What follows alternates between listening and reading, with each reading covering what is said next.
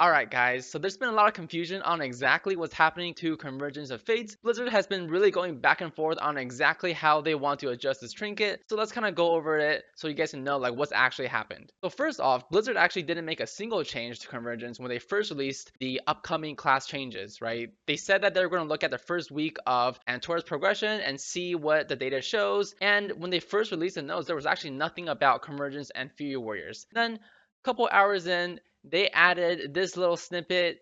There was a more vague snippet where they didn't say the actual numbers, but what they first came out with was that they were going to nerf Convergence of Fates, especially for Fury Warriors and Beastmaster Hunters. Now, of course, you guys are all interested in Fury Warriors. The Fury Warrior nerf was going to be pretty dumb in how it would have affected Tier 21 and Convergence. Essentially, what it ended up being, if you were wearing Tier 21 4-piece and you have Convergence equipped, it essentially makes it so your Tier 21 4-piece entire value gets negated. Now, of course, you guys can imagine how much backlash Blizzard got when they talked about this, when they released this. So they went back, and the next morning they went, just kidding, we're actually not going to put those changes through. So at this point, there wasn't going to be a change to Convergence, there wasn't going to be a nerf, everything was going to be great. And then a couple hours later, Blizzard releases now these new hot fixes that they're going to have for December 5th, which is today, right before, as Mythic and Taurus is coming out. And if you scroll down a little bit, you'll see there are some interesting changes. So now there is a Convergence nerf that is now nerfed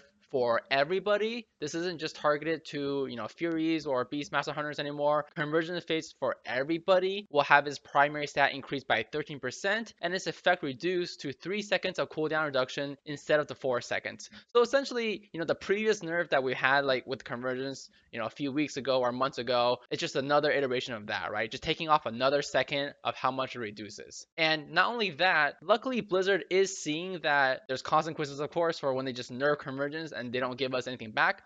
Luckily, this time they did give us back a lot of the trinkets. Literally every single like strength trinket or every single like melee / agility trinket has been buffed, right? You have Forge Fiend's Fabricator buffs, you have Gorshlock's Legacy's buffs, Seeping Scourge Wings, Shadow Sting's Fang. Those are the 4 strength melee trinkets. They all got buffs, which is good because if Convergence ever is not going to be used, those 4 trinkets, plus one of the Pantheon trinkets are what we're going to be using. So of course, I think people are now curious, okay, so Convergence got nerfed a little bit, all these trinkets got buffed, so what is the difference, right? So here is my character. Now, I do want to note that before the Convergence got nerfed, from the 4 seconds to 3 seconds, I was simming just like a little bit over 2 million DPS. So yes, it obviously is going to be a downgrade in DPS at first, because one of our best trinkets got nerfed, but let's look at, at what point does something beat a Convergence, right? So my current character, I'm using a 910 Convergence. Now, depending on what eye level your Convergence you have, what eye level trinkets that you have up against it, the results might vary. And for me, pretty much the first trinket, I did sim 930 versions, so these are the 930 versions down here, and then also 960 versions of the other trinkets that are in the Antorus raid, right? So the 4 trinkets. And the only trinket at 960, which is the mythic level that beats the Convergence at 910, is the 960 Seeping Scourge Wing, right? It does beat it by, around 0.5%. So there is definitely opportunity for a lot of people to be replacing their Convergence, even for single target. And right now, it definitely looks like the front runner for the single target trinket replacement is going to be the Seeping Scourge Wing. And of course, your other trinket is just going to be a Pantheon trinket. So I hope this video was helpful in clearing up exactly what the changes are for you guys and what trinket you guys should be going for in the Antorus raid, right? If you're trying to be rolling on stuff, try to get a Seeping Scourge Wing if you can. If not, the other trinkets aren't too horrible. What's interesting is how high the Fortune Fabricator seems to be sitting right now, a little bit ahead of Gorshlock's Legacy, which is actually really good because this Fortune's Fabricator is an AoE trinket. So you might actually even think about using this trinket on certain AoE fights, depending on the exact mechanics of the fight. Also, just for shits and giggles, I included my 860 Arcano Crystal in here again. The 860 Arcano Crystal does beat a lot of these trinkets at 930 eye level. It even beats the Shadow Sting's Fang at 960 eye level.